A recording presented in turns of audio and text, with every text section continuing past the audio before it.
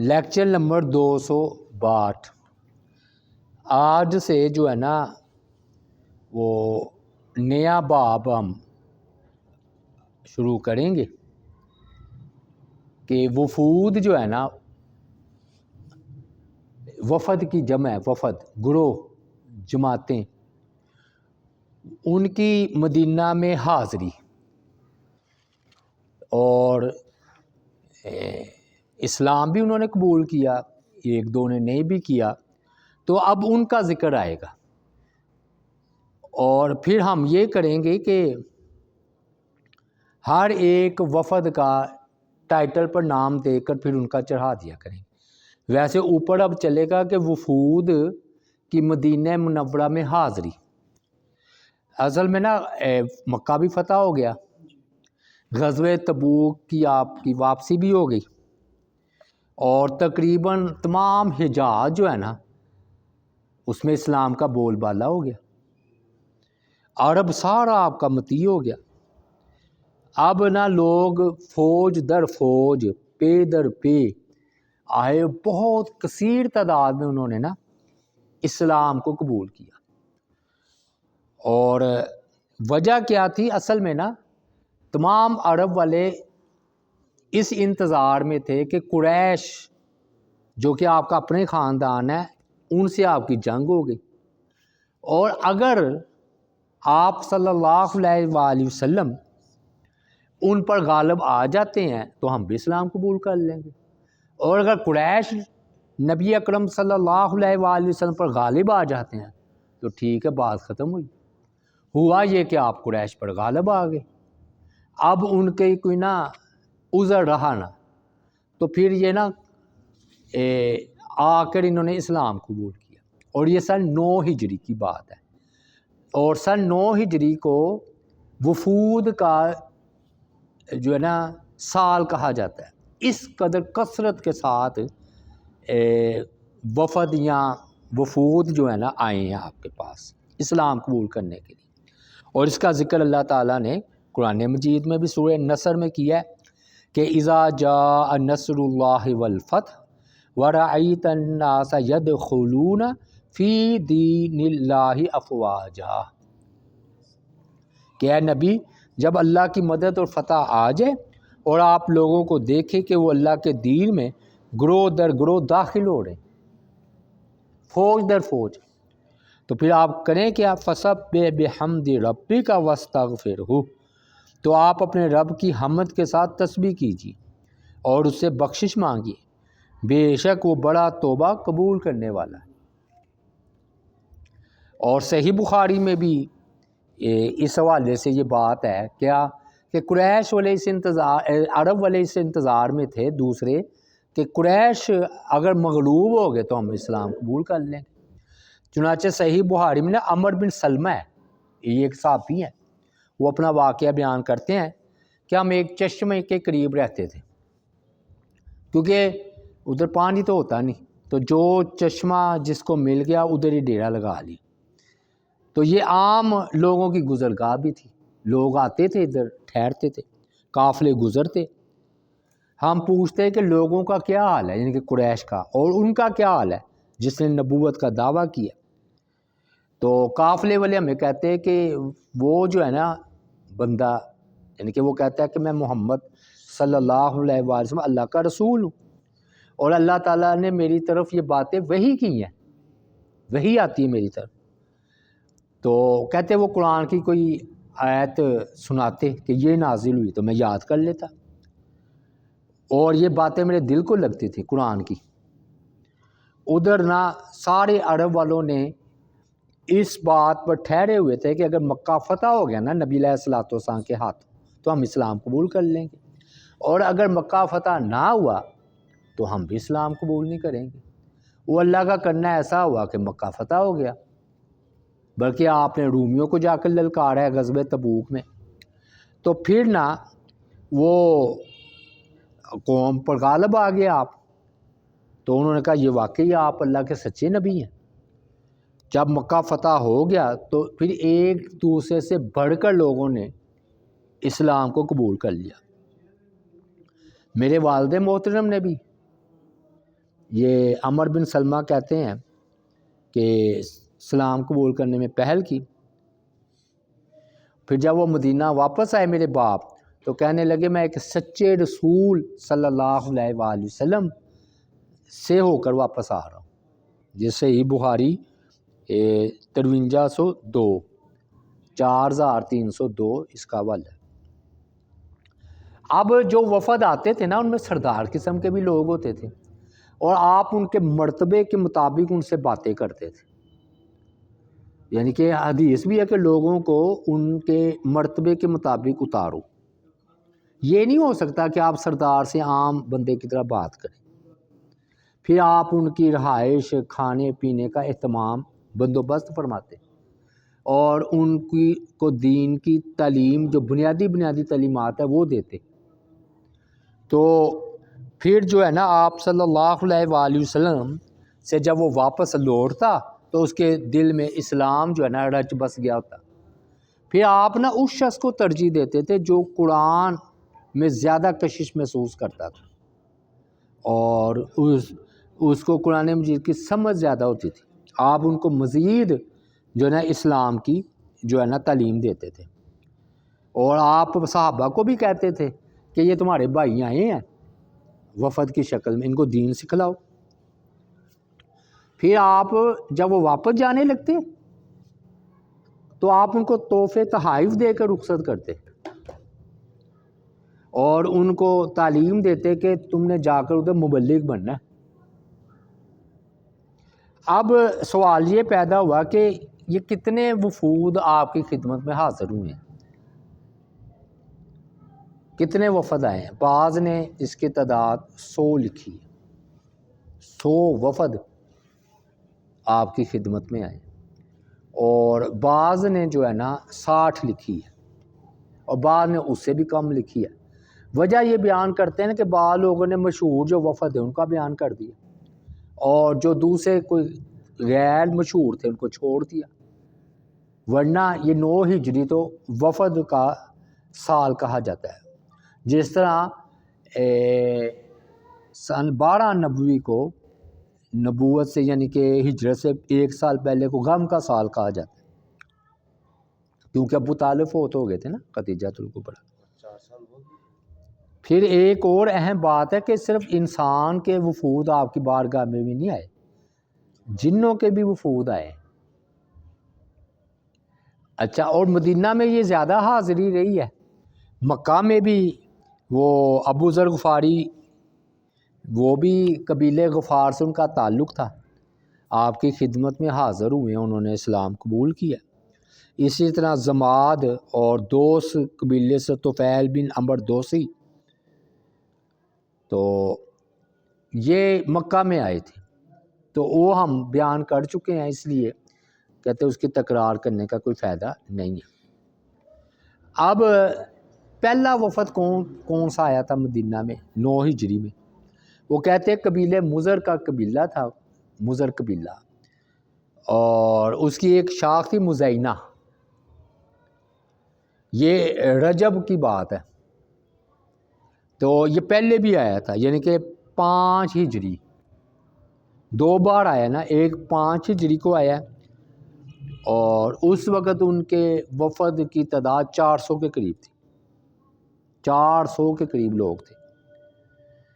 اور آپ صلی اللہ علیہ وآلہ وسلم نے فرمایا جاؤ، تمہارا علاقے تمہارے لیے دار الہجرت ہے، یعنی کہ تم اپنے علاقے میں رہو گے تو مہاجر رہو گے، تمہیں ہجرت کا ثواب ملے گا. چنانچہ یہ اپنے گھوڑوں کو لوٹ گئے. تو ایک روایت میں ہے کہ خزائی یہ ایک سردار تھا مزینہ کا، وہ 10 افراد کے ساتھ آپ کی خدمت میں حاضر ہوا.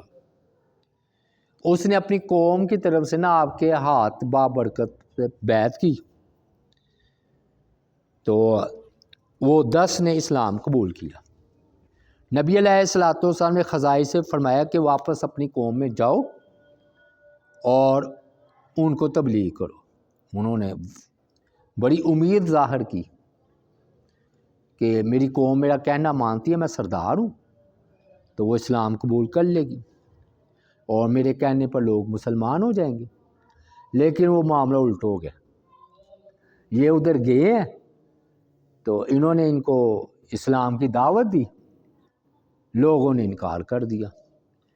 نبی اکرم صلی اللہ علیہ وآلہ وسلم کو پتہ چلا تو آپ نے نا ان کو بلایا، حسان بن ثابت کو، فرمایا خزائی کی جو نا ہجو کہتے ہیں کہ کسی کی مذمت میں شعر بیان کرنا، کسی پر تنقید کرنا، خزائی کی تنقید نہ ہو لیکن خزائی کا حال بیان کرو۔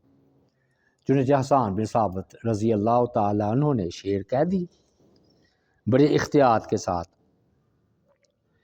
تو جب خزائی کو یہ اشعار پہنچے کہ حسان بن ثابت نے میری برائی تو نہیں کی لیکن میرا سارے حال بیان کر دیے کہ تمہیں تو بڑی امید تھی قوم سے تو وہ تم کوئی مسلمان نہ ہوا، تو انہوں نے پھر اپنی قوم کو جمع کیا اور کہا دیکھو یہ نبی اکرم صلی اللہ علیہ وآلہ وسلم نے اپنے خاص جو نعت خواہ ہیں حسان بن ثابت ان کو یہ اشعار کہے ہیں، تو لہٰذا میں تم کو قسم دیتا ہوں تم میری بات مان لو اور مسلمان ہو جاؤ۔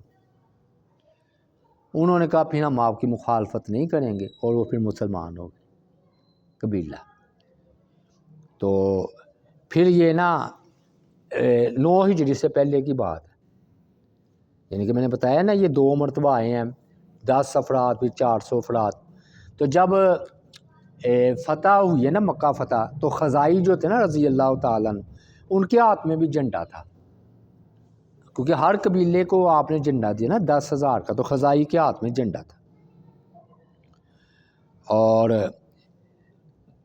ایک نا نعمان بن مقرن فرماتے ہیں کہ مزینیہ قبیلے کا ایک وفد نبی اکرم صلی اللہ علیہ وآلہ وسلم کی خدمت میں حاضر ہوا، یہ دوسرا لگا لیں، تو وہ کہتے میں بھی اس وفد میں شامل تھا۔ نبی اکرم صلی اللہ علیہ وآلہ وسلم نے ہمیں بعض اسلامی تعلیمات سے روشناس کروایا، ان کے تعلیم دی، کیونکہ وقت کم ہوتا تھا نا تو آپ موٹی موٹی ان کو باتیں بتاتے تھے۔ ہم جب واپس جانے لگے، یہ نعمان بن مقرن اپنا بیان کر رہے ہیں مسند احمد میں، تو کہتے ہیں کہ کسی نے عرض کیا اللہ کے رسول ان کے پاس تو زیادہ راہ نہیں، یعنی کہ کھانا پینا کچھ نہیں ہے کہ واپس جا کر کیا کریں گے؟ تو رحمت کائنات صلی اللہ علیہ وآلہ وسلم نے سیدنا عمر کو حکم دیا کہ انہیں نا زیادہ راہ مہیا کرو، انہیں کھانے پینے کا ان کا بندوبست کرو۔ تو حضرت عمر نے نہایت ادب سے عرض کیا اللہ کے رسول صلی اللہ علیہ وسلم زیادہ راہ تو کوئی نہیں، میرے پاس کوئی ایسا معاملہ نہیں ہے کہ میں یہ 400 افراد کا کھانا پورا کر سکوں۔ تو آپ نے کہا تم جاؤ اور انہیں زیادہ راہ دی جاؤ۔ اور نعمان بھی مقرن بیان کرتے ہیں کہ پھر سیدنا عمر نا ہمیں لے کر اپنے گھر چل دی، کیونکہ آپ نے انہیں کو تو کہا تھا حضرت عمر کو، اور ہمارے لیے اپنے گھر کے دروازے کھول دیے۔ ہم نے دیکھا کہ کھجوروں کا چھوٹا سا ڈھیر نا وہ پڑا ہوا ہے بس اتنا سا، تو ان کا کھجوروں کا رنگ بھی نا سفید سیاہی مائل تھا جیسے اونٹ کا رنگ ہوتا ہے۔ اب نہ تمام افراد آ رہے ہیں اپنی ضرورت کے مطابق کھجوریں لیتے جا رہے ہیں، تو پھر وہ معجزے کا اظہار ہوا کہ وہ اس کھجوروں میں سے کچھ بھی کم نہ ہوا اور 400 افراد نے جو ہے نا وہ کھجوریں لے کر اپنا زیادہ راہ لے لیا۔ یہ آپ کا عظیم الشان معجزہ تھا۔ ہاں جی، پھر آخری ہم بیان کرتے ہیں ایک اور وفد ہے بنو تمیم، یہ تیسرا وفد ہم کا ذکر کرتے ہیں۔ نبی اکرم صلی اللہ علیہ وآلہ وسلم نے بنو تمیم کے بارے میں صحیح بخاری میں ہے کہ بڑی فضیلتیں بھی بیان کی ہیں۔ ابو ہریرہ رضی اللہ تعالیٰ عنہ کہتے ہیں کہ میں نے بنو تمیم کے بارے میں نا آپ سے 3 باتیں سنی۔ آپ نے فرمایا کہ بنو تمیم جو ہے نا یہ قبیلے والے میری امت میں دجال پر سب سے زیادہ سخت ہے، دجال پر۔ تو ایک دوسری روایت میں ہے کہ جب بنو تمیم کی طرف سے صدقات آئے نا، تو آپ نے فرمایا یہ ہماری قوم ہی کے صدقات ہیں، یعنی کہ آپ نے ان کو اپنی قوم شمار کیا۔ اور سیدہ عائشہ رضی اللہ تعالی عنہا کے پاس ایک لونڈی تھی، آپ نے اس سے فرمایا عائشہ اس لونڈی کو آزاد کر دو، یہ بنو تمیم کی لونڈی تھی، کیونکہ یہ اسماعیل کی اولاد میں سے ہے، یعنی کہ حضرت بنو تمیم کا تعلق حضرت اسماعیل علیہ السلام سے ہے۔ تو جو بھی نبی اکرم صلی اللہ علیہ وآلہ وسلم کی خدمت میں حاضر ہوتا تو آتا تھوڑا سا تکبر والے انداز میں تھا، فاخرانہ انداز میں، لیکن جب جاتا تو عجز و انکساری کا پیکر ہوتا تھا۔ تو یہ نا بنو تمیم کا جو وفد ہے نا، کہ یہ میں نے بتایا کہ فتح مکہ کے بعد آیا ہے مدینہ میں، اس میں بڑے بڑے سردار شامل تھے۔ تو اس موقع پر نا نبی علیہ السلام نے نا جب ان لوگوں کی طرف دیکھا تو آپ کی نظر نا قیس بن عاصم رضی اللہ تعالیٰ عنہ ان پر پڑی، اور آپ بڑے جوہر شناس تھے، آپ نا ہر ایک کی خوبیوں کو جان لیا کرتے تھے چہرے سے انداز۔ آپ نے فرمایا یہ ہے اہل دیہات کے سردار، یعنی کہ ان میں سردار کی خوبیاں ہیں۔ تو نبی علیہ السلام جن کو منتخب کرنے ظاہر ہے وہ بڑا خوش نصیب ہوگا، یہ بڑی خوبیوں کے مالک تھے، ثابت بن قیس بن عاصم۔ ان کی نا عقل مندی اور بردباری، تحمل، غصہ نہ کرنا، یہ بڑا ضرب المثل تھا۔ لوگ کہتے تھے کہ ان جیسا عقل مند کوئی نہیں، اور تحمل بردباری والا بھی ان جیسا کوئی نہیں۔ ان کا ایک عجیب واقعہ انہوں نے بیان کیا ہے، میں وہ آپ کے سامنے بیان کر دیتا ہوں۔ تو احنف بن قیس سے پوچھا گیا نا، یہ دوسرے کو صحابی ہیں، کہ آپ نے یہ نا بردباری کہتے ہیں اپنے آپ کو تکلیف میں ڈال کر غصہ نہ کرنا، کس سے سیکھی ہے؟ تو انہوں نے جواب دیا قیس بن عاصم سے۔ تو کہتے ہیں انہوں نے پھر ان کا ایک بڑا عجیب واقعہ بیان کیا، بہت ہی عجیب، کہ اس حالت میں بھی انسان غصے میں نہیں آئے۔ کہتے ہیں وہ نا قیس بن عاصم کو دیکھا کہ وہ نا اپنے بیٹھے ہوئے تھے اور اپنے محفل جمی ہوئی تھی، اپنے لوگوں سے باتیں کر رہے تھے، اور تلوار بھی ان کے پاس تھی۔ اس دوران نا گفتگو وہ کر رہے تھے تو ایک شخص لایا گیا ان کے پاس جس کے ہاتھ بندھے ہوئے تھے، اور اس کے ساتھ نا ایک لاش بھی تھی۔ قیس کو بتایا گیا کہ تمہارا یہ بھتیجا جس کے ہم نے ہاتھ باندھے ہوئے ہیں، یہ تمہارا بھتیجا ہے، اور اس نے تمہارے بیٹے کو قتل کر دی، اور جو مقتول تھا نا وہ اس کا بیٹا تھا، قیس بن عاصم کا۔ انہوں نے اپنی گفتگو جاری رکھی، یعنی کہ گفتگو کا تسلسل نہیں توڑا، اور پھر جب انہوں نے اپنی گفتگو مکمل کر لی تو پھر یہ نا اپنے بھتیجے کی طرف متوجہ ہوئے جن کے ہاتھ بندھے ہوئے تھے۔ تو کہا میرے بھتیجے تو نے تو بڑا برا کبیرہ گناہ کیا ہے، تو اپنے رب کا بھی گنہگار ہے، قطع رحمی کرنے والا بھی ہے، تو نے ان کو قتل نہیں کیا بلکہ اپنے آپ کو ہی ہلاک کر دیا، تو نے اپنی ہی تعداد گھٹا لی ہے۔ پھر ان کا ایک دوسرا بیٹا تھا، ان کو مخاطب کر کے کہا اے میرے بیٹے اپنے چچا زاد کے پاس جاؤ اور اس کی رسیاں کھول دو، اپنے بھتیجے کی کہتے ہیں ان کی رسیاں کھول دو، اور اپنے بھائی کو دفن کر دو، اور اپنی ماں کو اس کے بیٹے کے عوض 100 اونٹ دیت میں دے دو، کیونکہ وہ نہایت غریب ہے، یعنی کہ چلو 100 اونٹ دے دو دیت میں، خود باپ ہے ہوتے ہیں 2-3 بیویاں ہوں تو فرمایا کہ ان کی جو ماں ہے نا ان کو دیت دے دو۔ اندازہ لگا رہے ہیں آپ، ایک بندہ کو ان کا بیٹا قتل ہو گیا اور چاچے کے بیٹے نے قتل کیا ہے، اس کو تنبیہ کر کے چھوڑ دیا اور دیت 100 اونٹ لے لی اور گفتگو انہوں نے جاری رکھی۔ اس سے وہ کہہ رہے ہیں احنف بن قیس جو آپ نے فرمایا تھا نا یہ ہے سردار۔ اچھا یہ نا معاویہ رضی اللہ تعالیٰ عنہ کے بارے میں بھی مشہور ہے کہ وہ بڑے تحمل والے تھے۔ یہ سرداروں کی صفات ہوتی ہے، جو سردار ہوتا ہے نا مالک ہوتا ہے کسی چیز کا بڑے پوزیشن، اس کو کوئی چیزیں دے کے بڑا کچھ نظر انداز کرنا پڑتا ہے، پھر اس کی سرداری قائم رہتی ہے۔ اگر وہ بار بار پر غصہ جھاڑے گا تو ملازم پہلے بھاگ جائے گا، کاروبار تباہ کر لے گا، حتیٰ کہ اپنی بیوی کو طلاق بھی دے دے گا تو گھر برباد ہو جائے گا۔ تو جو سردار قسم کے لوگ ہوتے ہیں نا وہ بہت ساری چیزوں سے چشم پوشی انہیں کرنی پڑتی ہے، تو آپ دیکھ لیں۔